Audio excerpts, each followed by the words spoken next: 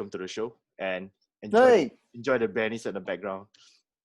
Yeah, biryani is love, biryani is life.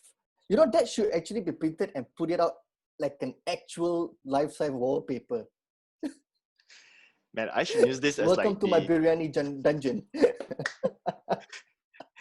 and you know what's the best part? It's gonna be like a BDSM theme like biryani experience. And you know when you know what's the most painful part of the whole experience is when you bite into that small little motherfucker. Oh yes, the bombs. I call it the bombs. The cardamoms or something like it's like man. It's a burst of flavor, but at the same time it just spoils the whole vibe.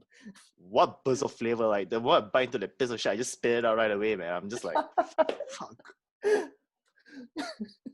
The struggle is real, bro. The struggle is real. Do you know like eating biryani is like navigating through a maze. You are like eating the whole thing, and then at the same time you're sifting through the contents to see if there's something that you don't want to bite. You want to bite into. You're like, okay, no, okay, I don't want to bite into this. I don't bite into that. But for some reason, that thing's that little pesky motherfucker. It just hides, nestles in somewhere within the grains of the rice, and then it just comes in, and you're like, oh, shit. This is not like finding a needle in the haystack. It's finding a hay in the needle stack, man. So my first question to you is, and this is the most important question. What's your favorite kind of biryani and why? Favorite kind of biryani? I love mutton biryani. That's the thing. I love mutton biryani. I love dum biryani as well. Especially those mutton biryani, not with the meat, but it has that bone. The bone adds flavor. That's the type of biryani that I like, man. Man, I can like fucking visualize it right now, man. Like, you know, get a plate of biryani and then like the meat comes off the bone. And this is old school. This is like old school shit, man. This is down your viral videos where they take a tomahawk and just like shh. Oh yeah, man. Don't forget the salt. I'm sorry, man, but the honest at the biryani stalls, like they don't know anything about all this shit, man. They just know how to. I know that's why it's really nice. You know, they scratch their hands. The prata is crispy for a reason. You know. Extra flavoring, man. There's no MSG or anything, man. It's some sort of other artificial flavoring that you do not know of. It's not artificial, man. It's authentic flavoring. Authentic taste. But speaking of biryani, how's what's going on with you, man? I'm just thinking of biryani actually. I don't know why. That's like the one thing I'm craving. I'm seriously craving for biryani, man. Like this, I've been staying at home for 2 months.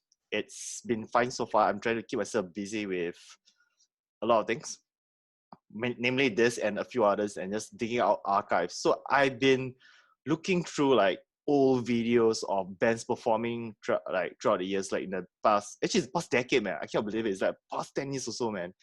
And it's so amazing to see like all these bands starting out small and just performing at shitty old like venues, and then they graduated into like either to other bands or to a larger platform as well. Larger platform, yes, yeah. And like part of the reason why I decided to like ring you up today is because for two reasons. One, I have watched your band Wreckage before perform, and you guys are just crazy, uncompromising, and it is also kind of odd seeing you on stage being like this like scary front man, like just getting the crowd to incite a fucking mosh pit, and then like off stage you're just like a nice Indian boy, you know.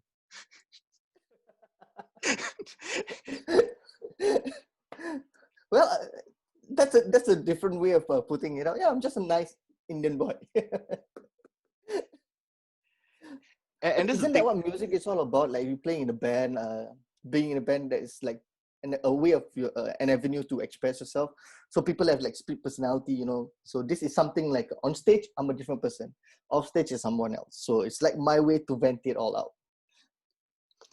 I totally agree. And this is the thing, like, especially when you come from a family that doesn't really understand the subculture that you're in. Like, I mean, yeah, probably the same in the sense that our families are pretty much more like conservative, and they just know like the traditional way of like, you know, a lifestyle. Be it like, you know, food or watching Bollywood movies on Saturday afternoon or... No, it's good movies. Good movies. I've been watching a lot, man, recently. I'm not even dissing them, man. They actually sound like pretty good ass shit, man. Dude, on YouTube, they're playing like really old movies from 1950s. I've been watching a lot of old movies on YouTube in like full extent, from beginning till end. I'm going to grab my muruku right now, man. I'm going to grab my muruku and I'm going to make some masala tea and then... Ooh, masala chai, wow. Yeah, nowadays, you know what? Wow, ye kya baat hai, yeah. And you know what's the funny thing? It's like, you know, I think it's the beauty about being someone who comes from like an ethnic background as well. Like, you would think that, oh, you listen to this kind of like Western influences, this kind of Western music, then like off stage or anything, you are gonna be like one of those Westernized people and everything. But it honestly, deep down, man, like I still go to Little India, I still jostle through the crowds in Mustafa, and I love my spices. So I would say that it's always good to have like the best of both worlds, And for you, like, Yes. and like when I look through like your story feeds and everything, like you are pretty close to your family as well. Like, how do you manage to like retain that identity like as an individual off stage, and how do you like channel like the other side when you go on stage with Wreckage? I think it's contrary to what the boomers believe. It's like, oh, you're into this culture, this metal culture, this westernization, and you're gonna turn it to them. I think it's not really that, but to me personally, what it did was it reinforced who I am. I am this Indian traditional person, that my family is there, so filial piety is also important for me. And like family, I have 7 nephews, I'm really close to them. It kind of reinforced that rather than me like getting it away from it. But that's like my my go-to to release myself. So it's I think it's a lot of interpretation and understanding from the boomers, or per se, or the majority, because ultimately we're human beings. We always fear what we don't understand. So as my parents would say, like for most parents, I think it's like they don't want to see their children forget where they came from. There is their roots. So like for me, contrary to what people say, I listen to all sorts of music. I listen to Sigur Rós from Iceland and stuff. I listen to Norwegian bands. I listen to all this. Yes, I am westernized, but it kind of reinforced who I am, because ultimately I will still go back like, this is me. Yeah, this is something that I like, but this is me. I'm Indian. This is my background. This is who I do. So it's I think it's more into finding yourself in a way.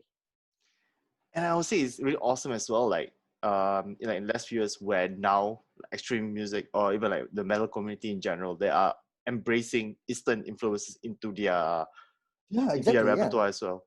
Like for example, like there is the Who. No, not the American band, but the guys from Mongolia, was it? Mongolia, yes, yeah. Yeah, and those Mongolia? I think they're from Mongolia, yes. Mongolia. So they play like Mongolian infused music, and they include traditional instruments into their sets and everything. And also like you notice bands such as like our very own Rudra, where they collaborate with they call it Vedic metal. Vedic metal. Vedic. I stand corrected. Okay. Scary, man. sounds very sensual. You hear it, you're like, oh my god, I feel spiritually cleansed listening to this. and I would say like through Rudra, that was when I had like my first taste of the infusion between like Eastern culture, like Eastern musical influences into like Western music. And back then when we were younger, we wouldn't know better. Like we would like our first taste of metal music, for example, it always comes through like Western influences and everything. And I think when it comes to like when you narrow it out, it's more towards like folk metal, for example. Like these guys also include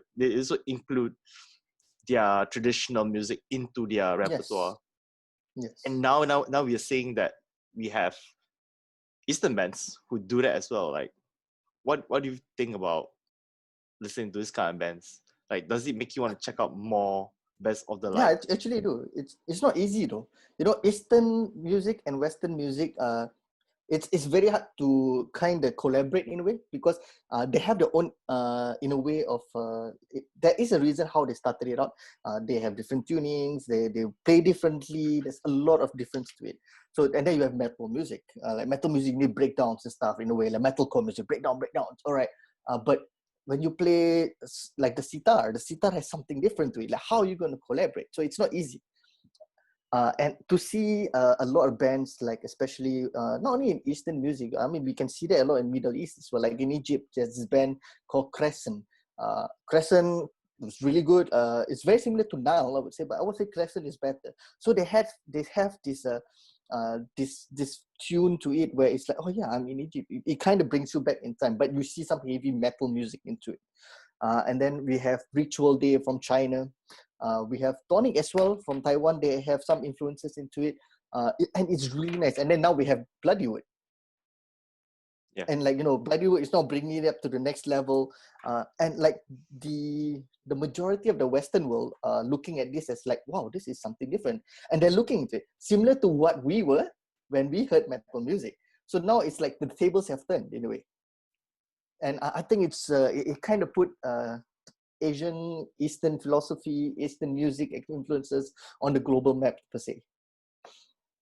And that's like a good way moving forward for the metal community as well, because now they are learning how to expand their horizons and becoming more culturally diverse in the inclusion of what metal music should be like. And that's the thing, you know, in the metal community, like we all know for a fact that everyone's so divisive over like so many opinions and methods and how metal music should be. But at the end of the day, when you have new subgenres or new kinds of bands emerging from different parts of the world and they offer something totally new, we should always be open and receptive to it. And to me, I feel that the inclusion of classical music, classical influences in a genre such as metal, like I find it really awesome because I'm so excited to see what the results are like, you know. Like we listen to like The Who, for example, or you listen to Tonic, or you listen to even Sugar Ritual. Like sometimes they include like Weekend Delirium, because they had the gamelan. Yes, yeah.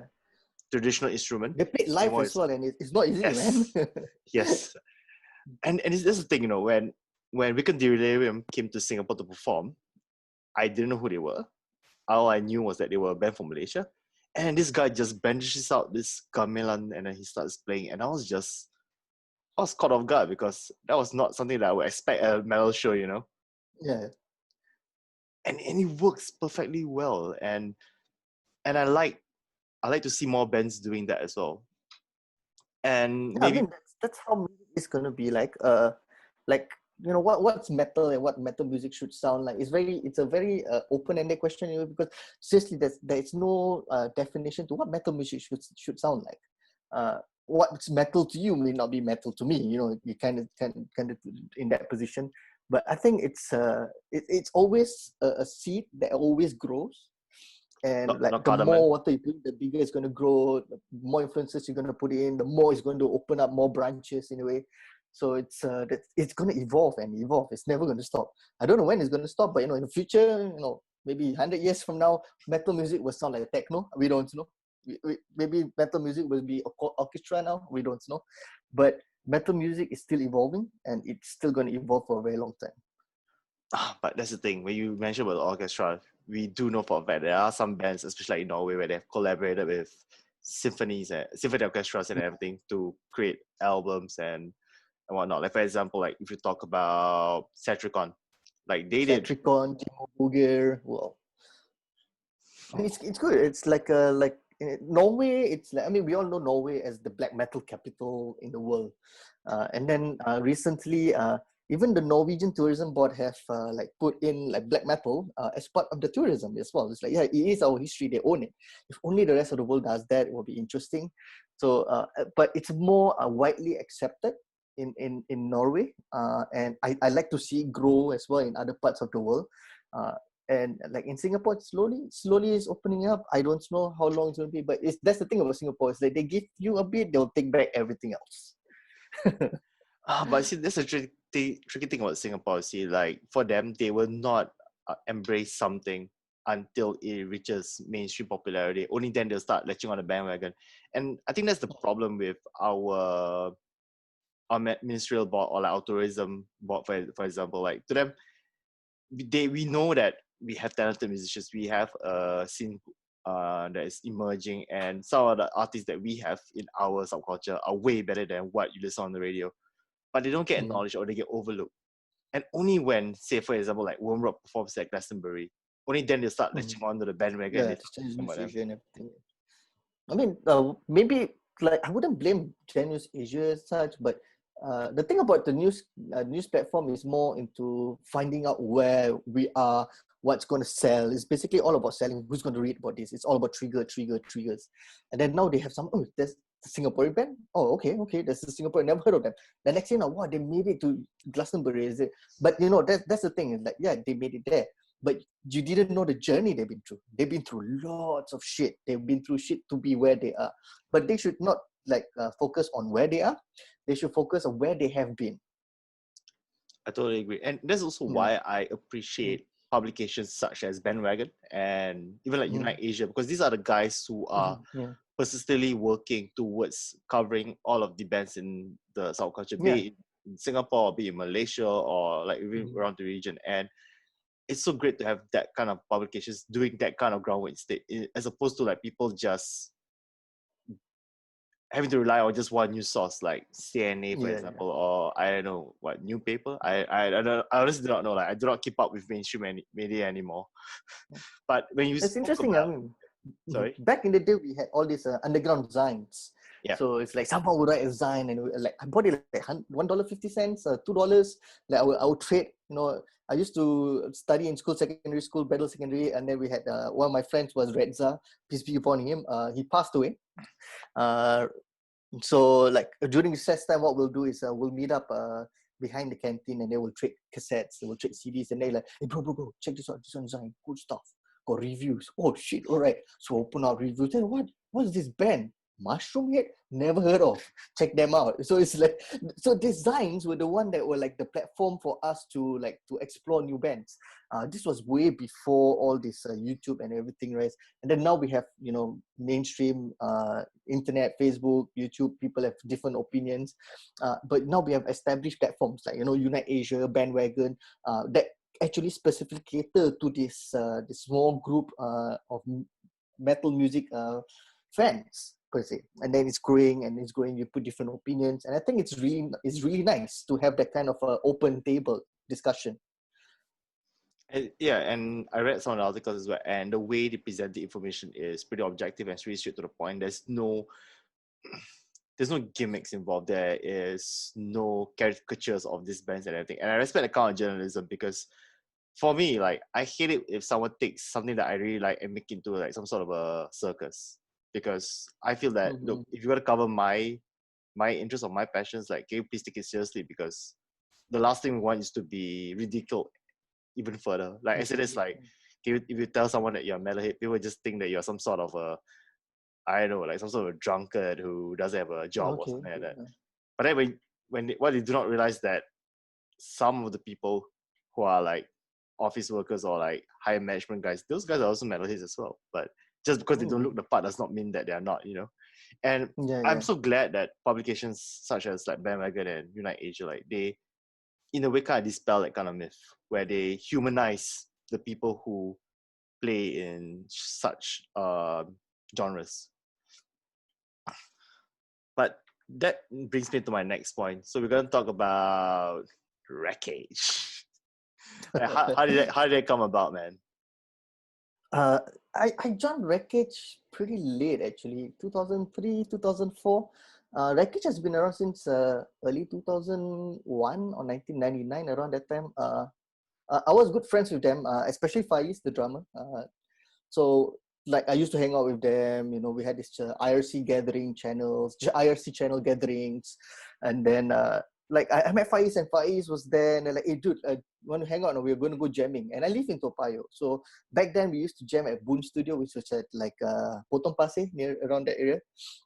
And then there's this one prata shop that sells prata ice cream. Actually, it's like really nice. I don't know how they fry it, but the ice cream doesn't melt. I don't know how to do it. So it's like Faiz called me like, hey, we're going to jamming. Come on, let's join me for jamming, and then we go eat for prata for dinner. So all right. So like hang out with them, and they were jamming Nathan's Wreckage. They changed their name to Wreckage back then. I wasn't part of the band. I was just like sitting down there minding my own business. And then they went out for a break. Hey, pass me the microphone. Let me try. So I just screamed. And they're like, whoa, shit, Rick, can do this. Okay, Saturday, we play this show. They were jamming for a gig on Saturday. I think it was ITE Bedok or something there. Like, okay, we're going to play Cannibal Corpse, Hammer's My Space. We're going to play this song. Like, dude, I only got 3 days. What am I going to do? You can. And that was the beginning. And next thing you know, I've been there ever since, man. But along the way, like I started out practicing, learning new trades, new styles, watching videos. Then it kind of grew to the point where, we don't want to sound anything like, oh, it's all about being death metal or anything. No, it's like now we just like, I like this, let's play this. What genre? I really don't know. So it's black metal? I don't know. So most of our albums, you want black metal, you got black metal influence into you. Got death metal, you got death metal influences. It's like different. It kind of it's a soup of different experiences, different genres, but it has a story to it. I was gonna go for like prata with different dips, man, but okay. Yeah, pratas with different dips. It's basically the dumb biryani. Yeah. You guys are like the dumb biryani of local music, man. Yes. Can you imagine like the next time at the Wreckage, like when you guys do a show, there's like a banner of like Islamic or something at the background, sponsoring the show, sponsoring your set. I just have to dye my beard red with the henna. Then I look like a Maulana Sahab. Yes. Oh my god, fuck! I'm fucking copsing, man. Yeah, you know what? I can't unsee that now. Crazy. But aside from Wreckage, I'm aware that you are involved with Dyeth at some point as well. Like, how did that come about? Because the first time I heard Dyeth was because Kai, the previous frontman of the band, we knew each other back in national service, and actually I got to thank him in the way as well, because if it wasn't for him, I wouldn't have gone for my first local show. So back then, I think one of his bands, I think it was Obscure Phoenix, they were performing. Obscure Phoenix, yeah. Okay, yeah. And he just gave me like the flyer, and I was like, yeah, sure, I'll go for it. And I remember going to that show, and I was like lost sheep, I just went in there with my my NS haircut, and I was just like, what's going on? And I was so afraid to talk to people because I was so anxious, and I don't know anyone at all. Mm-hmm. And after I watched the show, and I was like, okay, I think I should just go, because I don't know how to react, because you don't know how to act at a local show for the first time. There's no manual to it, man. Yeah. There's no like post-gig buffet or anything, you just like post-gig biryani, maybe on our next album launch. Hey, you should do that. You see, this is a good thing about doing like this like video series, man. Like I can just like tag all the biryani establishment and just like, hey guys, have you ever thought of like doing a post-gig sponsorship or something? Dude, they will come in, man. They will come in for sure. Man, think about the crowds that will arrive, man. But speaking of Kai, like that was when I went for my first show. It was a very low key thing because I was so like, I didn't know anyone else, I was so shy and everything. So when Kai started Dyeth, or when he joined Dyeth, I heard about the band, and I kind of follow up to the point where they performed at Baby's. Mm-hmm. Yeah, they did, yeah. And then I think the Baby's curse occurred, and then I think he departed from the band thereafter. And then I think that was when you came in. So fill in the gaps, man. Like, what led you to join Dyeth, and whether they're still active right now? They are still active. Dyeth is still active. Just Faiz actually had a spine. It wasn't really much of a spine injury, but he had to go through some surgeries, some pretty serious surgery on his lower back. So we couldn't really jam. So that was when Wreckage took a break. Now it's like bored, there's no jamming. I'm like working and stuff, just going to gigs. But like, man, I miss the jamming. I miss going to gigs, performing and stuff like that. And then I saw a post on Facebook, Dyeth is looking for a vocalist. So like, hey, you know what? Let me drop a message and then just like give it a try. So I mean, Adi was the one who invited me over to give it a try. Adi's the drummer, right? The drummer, yeah. So I gave it a try, and then like 2 days later, so they said, okay, you're in, let's do this. So like, all right, so what's the direction that we're going to go? Since I'm in here, I cannot be following your direction. Now it's like, since we have a new lineup, are we still going to stick to the same direction of music, or are we going to add in new influences? So it's like, then after it came out to a point where like, we all agreed to like, let's not put a label or a genre what we're going to play. Let's play what we like. What bands do you like to listen to? I like this riff, I like that riff. So we shared, and then we mixed it all up, and then we came out with something that, wow, this is nice. So what are we playing? I don't know, man. It sounds very technical. Okay, I don't know. Let's start this, man. Let's change the logo. Let's go on a different direction. Let's come out as a new repackaged Dyeth per se. So I came up. We add in some slam influences into it. So like, are we going to call it technical slamming brutality? Yeah, let's do this. So it's like interesting. It was interesting. It was fun. And then it's just like. After a while, it just like you start to hear a lot of slam bands, similar to deathcore days actually. It's like you hear one deathcore band and then every deathcore band comes out. and then all of them sound the same, you know. So similar to slam. Slam also is like, oh, all the slam bands sound the same. So there are a few that actually like go out of the norm per se. So it's that's how like I went to Dyeth, and that's how we changed the music direction, and that's my story and how I stepped into Dyeth. And it was quite interesting as well because the moment when you replaced Kai as the vocalist and you added your spin to things, and of course they were just going with the flow. I mean, they didn't like put a exact label as to what they want to go for the next album. But I think based on the description that you gave, the slam death technicalities were pretty apparent in that album that was released thereafter, and it's still catchy stuff, you know. And I enjoyed the album. I mean, it took me a while to get used to the fact that Dyeth sounded a little different than usual. Yeah, that's, you know, it's not my band after all, you know. But we try not to take it as like I'm the leader of the band. This is my band. There's one good thing about that. It's like, no, I'm not the leader of the band. We're all in it together. Let's put it all together. So that's one, approach that Dyeth took that I actually respected. And the good thing is that at least they didn't ask to learn like the songs 3 days before the show on Saturday. No, man, this is fucking Faiz. This is typical Faiz, man. He always does that to me, man. sounds like the worst prank. Okay, imagine like you just join the band and it's like, you learn all these songs to go to show on Saturday. You're like, fuck. And the first song we played was the first song that I tried to play on the microphone and the German was Inhale, Exhale, Nasum. It was simple, man. It was simple. They're like, yeah, we're gonna play Saturday. This song, like, what? 3 days. First time ever on stage, bro. Never. And how old were you when you first got on stage, man? Just for a clear understanding. This was like 2003. This was like 17 years ago. I think I was like 22, 23 years old. Yeah, around there. Yeah, I was like, it's not too bad, I would say. Like, can you imagine if like you're some sort of teenage kid having gone on stage? I think that'd be way worse. You're like fucking pissing your pants, man. But this was like NS, man. I was like serving NS. Skinny as hell. Can't even grow your hair long. Had that stupid 7 sideburns. I'm also amazed that now, like nowadays, like more and more bands are emerging and they're getting younger and younger. You're talking about like 14, 15. Which is great. Yeah, which is bloody great, man. Go and check out Russian bands, man. Russian bands are really crazy. It's like, wow, this is a good band. Then check out their age, like 12, 10, 17. Like, what the hell? Apparently, Russia, you know, they drink vodka when they're born or something. I don't know. But they're heavy as fuck, man. You know why? Because at age 4, they start wrestling bears, man. There's a grow up real fast, you know. Yeah, but it's, I mean, I do agree. It's like the bands that you see rising right now, they are forming. The band members are younger, and it's good. It's good because they are being exposed this kind of music at a young age. I wouldn't say it's bad influence. There are bands that are pretty bad influence. I would say there are, but you know, ultimately it's the parents' upbringing, how you are brought up, and how you're going to look at this and how you're going to interpret it.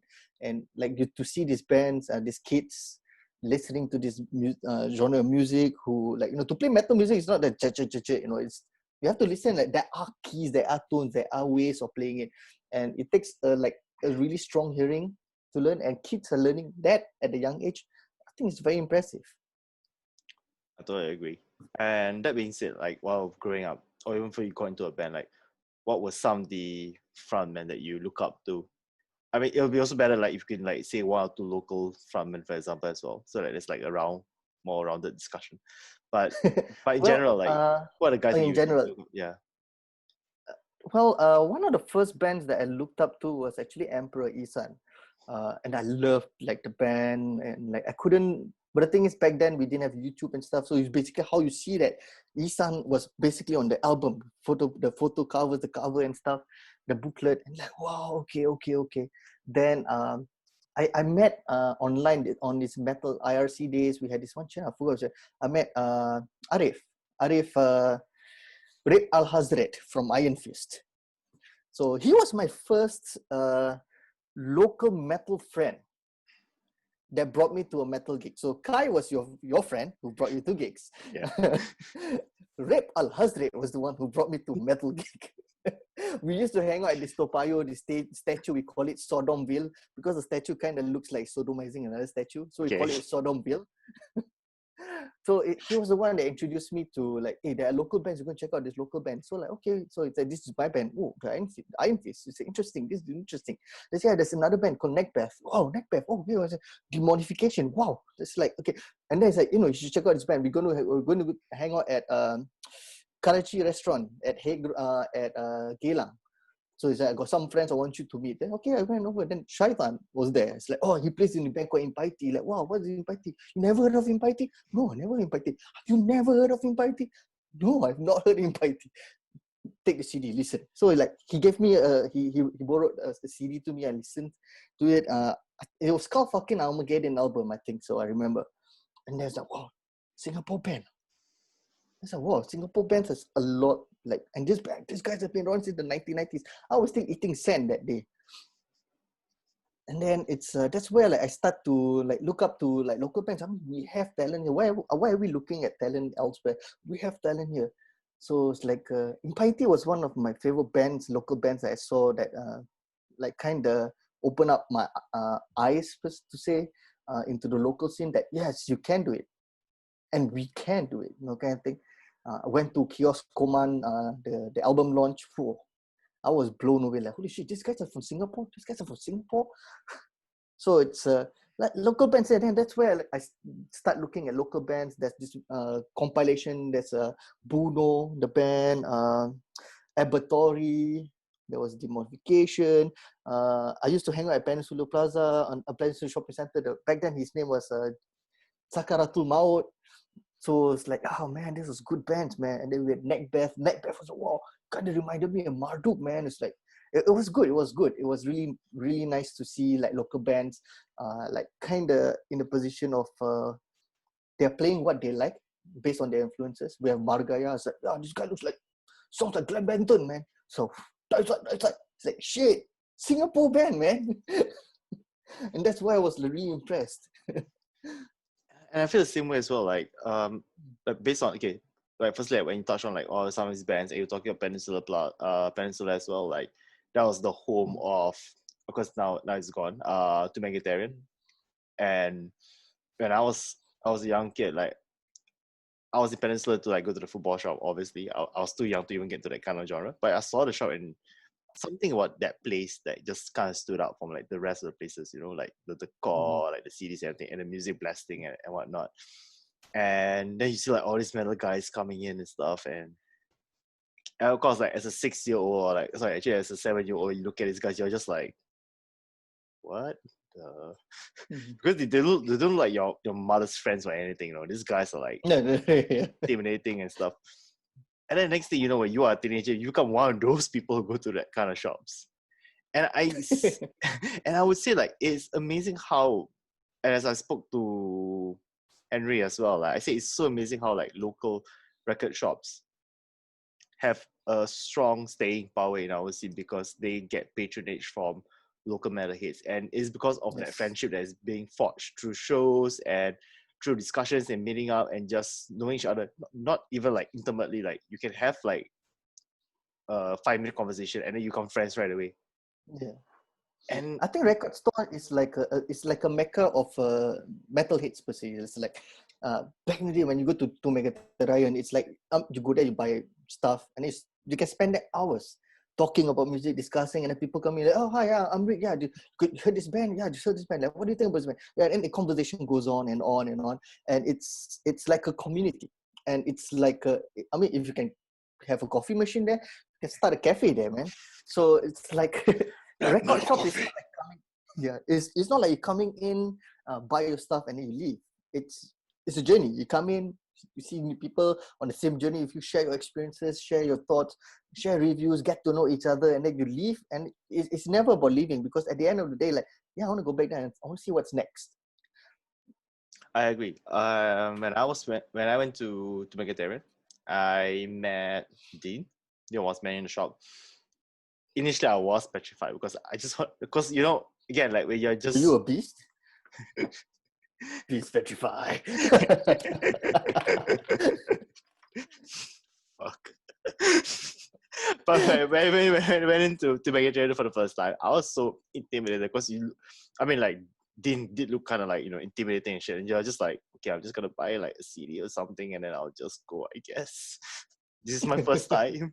Yeah. It's like buying your first condom, man. You're just so scared, Like, what did they ask you? Like all these questions that you're not prepared to answer. Yeah, everybody buys Coke and condoms. I don't understand.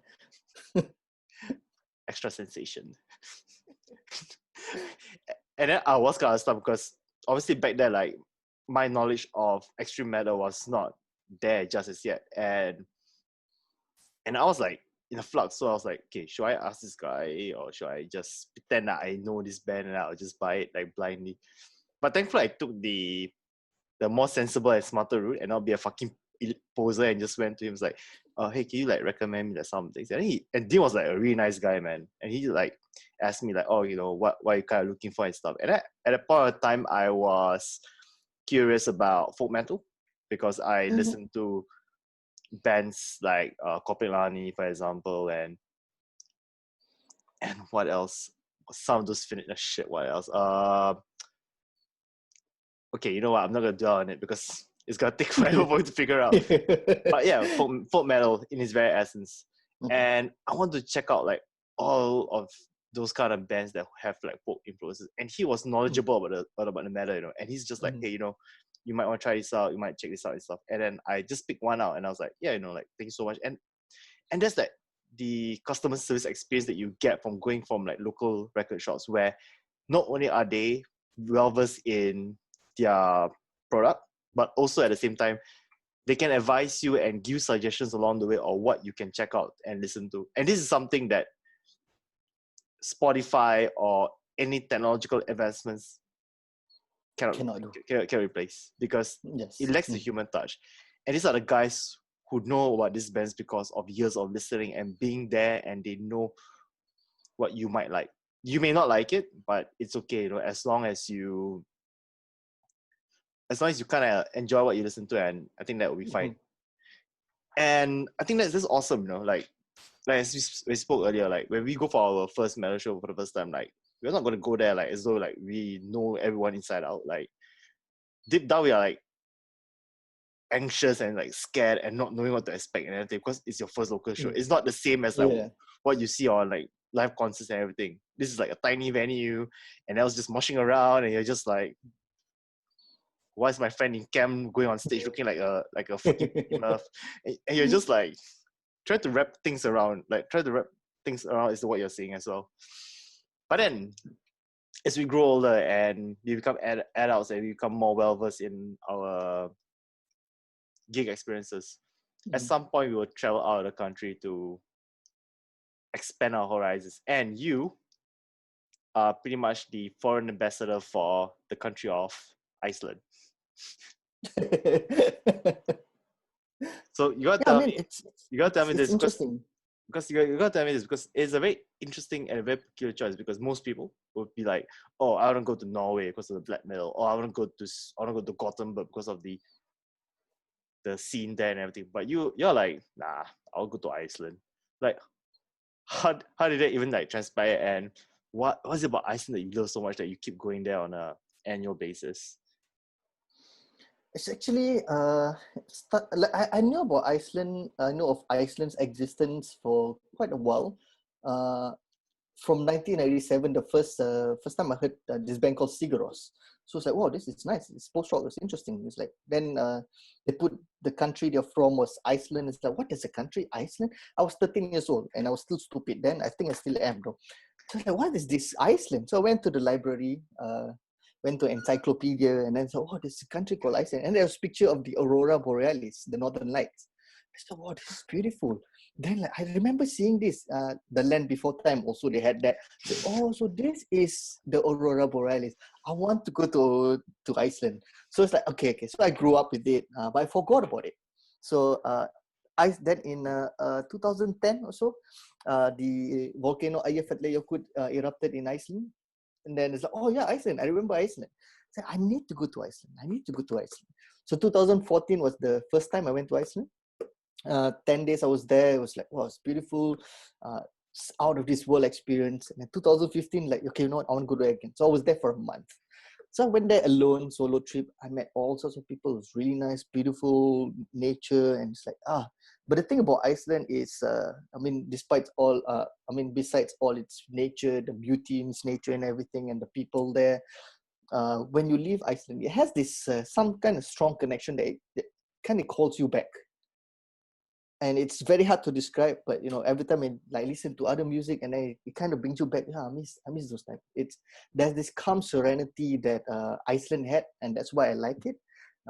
There's always a storm as well. So within the storm, there's a calm, and that's what Iceland was for me. So I was like, yeah, I shall go to Iceland, and that's why I keep going back to Iceland, because that's where I kind of left a piece of myself. So I'm trying to find myself there again every year. I gotta agree with you on that, because you literally left a piece of yourself in Iceland, in the sense that your drone went missing. Yes. It's a sad story, but okay. I lost my drone actually in Norway. Actually, I lost it in Garangafjord. Yeah, it was. I was there with my friend from Iceland. He joined me for my trip in Norway. So I flew the drone, and then somehow the wind was really strong, and then shit. I pressed return to home. So the drone was actually trying to fly back to where it started, but the winds were so strong that it hit the side of the fjord and it went down into the water. There was silence, and then my friend looked at me. I looked at him you don't say a word. We're just going to go to the car and we're going to continue the road trip. That was the most awkward 3 hours road trip ever, man. You know what? I don't know why. I think I know why your drone went missing now, because the winds of Iceland were not pleased, man, that you were in another land. Well, probably. The Icelandic gods were like, what the fuck, Rick? You're not supposed to be there. I'm going to punish you for this. But speaking of fascination as well, I do travel as well. I mean, that's the no shit dude sort of thing to say. But one of the countries that I have an affinity to would be Finland. And that's because when I was a teenager, I grew up listening to Finnish-oriented bands. I mean, aside from him, 699, Stura Budum. But I realized that in Finland, it is a country where metal music can thrive and is seen as a mainstream sort of thing. Basically, every other guy that you know is in a metal band or plays music.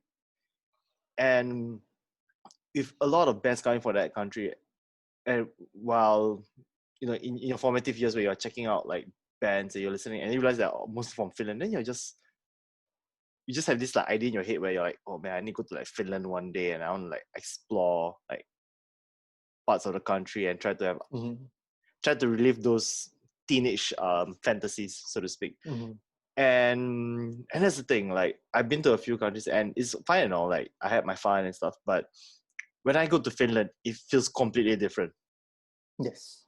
You become, I get you. And you become totally observant around your surroundings, you just want to soak in the environment, and you just want to notice things and everything. And for example, even in Helsinki, where it's is the capital city, even when I go to the bars and everything, I'll check out the posters, the records, the paraphernalia that they have and stuff, because these are the things that I envisioned myself to do when I was a teenager, but I couldn't afford it for obvious reasons. But now as an adult, I just want to let time just go by slowly so that I can look at all of these things and appreciate it. And go to legendary venues like Tavastia and a few others, because when you watch, when you're younger, you watch live concerts and are being held there. All of you says that, I want to be in that venue, so that I want to be one of those people that enjoying those shows. Yeah. So mine's more be in that moment. Yeah. And that's the thing, for you as well, I think when you go back to a certain country that you love so much, you never get sick of it, because time and time again, there's always something different that you look forward to. It's always something different. Yeah, I go back to the same place, but every time when I go back to the same place at the same spot, it's always a different experience. It's never the same experience. It's always very different. And I mean, I don't get that in other places where I travel. I just don't know. Just in Iceland, it's so different. In Iceland, in 5 minutes, you can get hail, rain, sun, storm, wind in 5 minutes. Did the Holy just pass? It's interesting. What the hell just happened, man? Yeah. But I also remember there was a year which you and that sexy Filipino Henry went to Norway. Kuya. Yes. Yeah, Kuya. nice Dilf Castellano, man. Yeah, we did. We went to Norway, Inferno Metal Festival. It was good experience. I think the first one that he went was 2018. Yeah, that was 2018. That was where Isan was playing, Emperor was playing, Satricon was playing. Holy shit! It's like tears just run down my teeth. It was beautiful, man. It was beautiful. It was good experience. I It would was a have really surprised you good cry as experience. well, man. Dude, I would fucking cry, man. Of course, man. It's fine. It's fine. It's like when I cried there and the people say, "You do, are you okay, man? It's beautiful. It's beautiful." Yeah, I know. I think Norwegian guys like first time. But that's the thing. Like, you know, in Inferno, Inferno Metal Festival has this kind of reputation as being a black metal festival, but Inferno, they have been opening up to like different genres as well beyond just black metal, and then they're opening up to international bands as well, and it's really nice. Like, you know, we have even Impiety played there. I think they played there in 2016, if I'm not wrong. They played there. We have Sai from Japan that played there, and then it's like it's nice to see. It's nice to see like a platform for like bands from Asia, from elsewhere, there in Norway, the capital of black metal, like showcasing their music. And that's what Inferno was for me. It's like, wow, I'm there on top there, you know, it's Inferno. I mean, there's Wacken open air, of course, you know, Wacken and stuff, but Inferno is like mine. It's I love it. I'm close to it. And like, you know, if I go to another festival, maybe it will change. But for now, Inferno, it's one of the best experiences they have. And I believe for Henry as well. I would say just claim ownership of Inferno, man. You know why? Because Wacken is being owned by Dan Anthony. Yeah, yes. True. Because he talks about it every single time we meet. Wacken, Anthony. Always. Hey, where's my t-shirt? We have this deal, me and Daniel Anthony, we had this deal where every time we'll go to the festival, I'll buy for him a shirt, and then he will buy for me the shirt at the Wacken. So like, so unfortunately this year, we're not getting any t-shirts. And I think I haven't gotten my t-shirt. He gave the t-shirt to Murali, and then Murali, don't know what he do with the t-shirt. He's fapping to it or something, I don't know, man. Man, I remember when Daniel's like, he gets all excited about like Wacken and everything, and he'll tell me about it because Wacken is situated near Hamburg, and I mean I go to Hamburg because of the Toby Yugan festival, and we've always tried to make plans as to whether we are able to like cross paths because it's kind of difficult, like especially with the timings and such, and unfortunately like this year we could have met, but I think Wacken is cancelled without Tubingen Taga, which is the Tubingen Festival. I think it's probably just going to be a one-day affair. And even so, there's likely it might be cancelled as well, which is also a shame. But to conclude this chat, I have a story that was being told to me by Henry, where when you guys were in Inferno when you're in Norway for Inferno Festival rather, that you guys came across to be Yugen guys, and Henry was with his Watain gang. And he was telling me that he was hanging out with the Watain guys, and then they came across the Yugens. And I told Henry, like, dude, why did you say hi? He's like, no, I'm afraid, man, because they're your friends. I'm like, chances I don't even know who they are, man. It's very bold for you to assume, Henry, but not everyone in Tubu Yugen is my friend, you know. Maybe they know, we don't know. Yeah, maybe there's a possibility. And I was like telling him, so what exactly happened when like the Watain guys and the Tubu guys like meet? Do you guys have like some sort of a West Side Story sort of situation or what? Something like the Anchorman scene, the fight scene with the different news stations. So I don't know what happened though, but it's like Henry met all the Watain, the guys, the crew. There's like a lot of them. I felt like, oh shit, I'm not one of you guys, man. It's like, please don't kill me or something. So I think Henry felt the same as well. I was like, shit, I'm small, man. I'm Asian, I'm Filipino guy. Don't fuck me up, man. Rick can't help me. He's useless. You know, that's the thing. Rick can't help me, man. He's Icelandic. I'll be the first one to run away.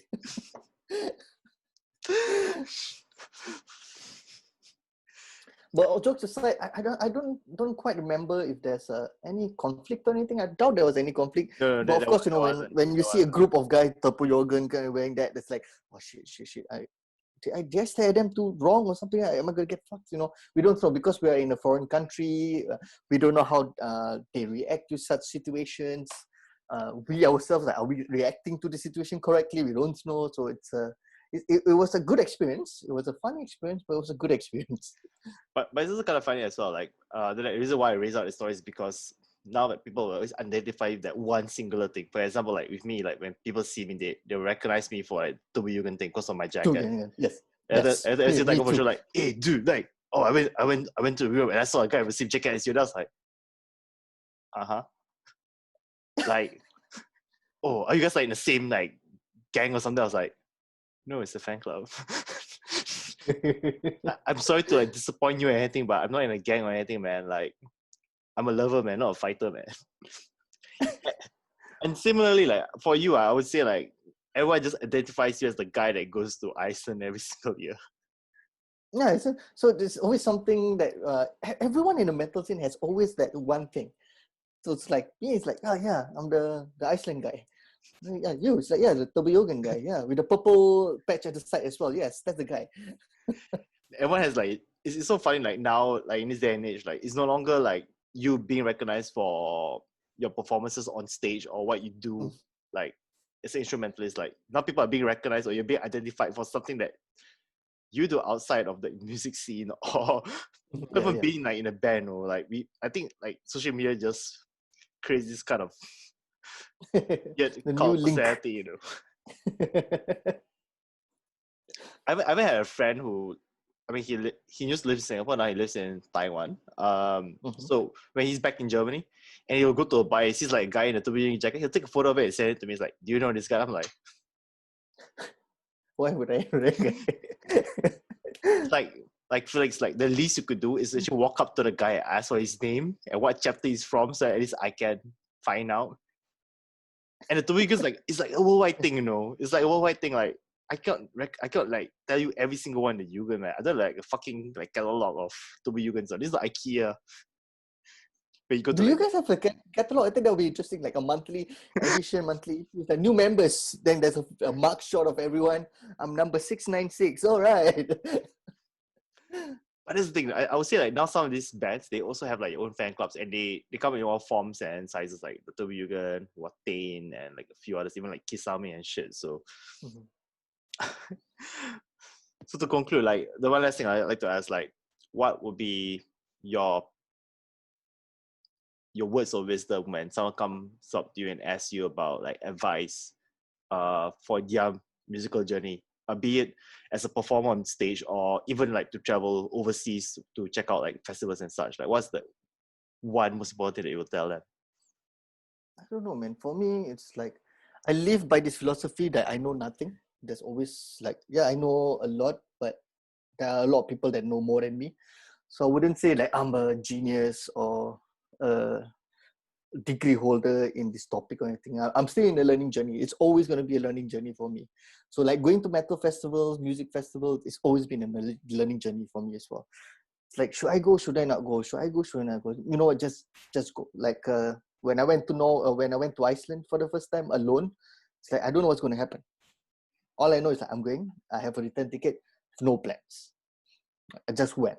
And then, I went there alone and amazing things happen in a way. It's like, even Phil Dunphy in Modern Family say, the most amazing things can happen if you just lower your expectations.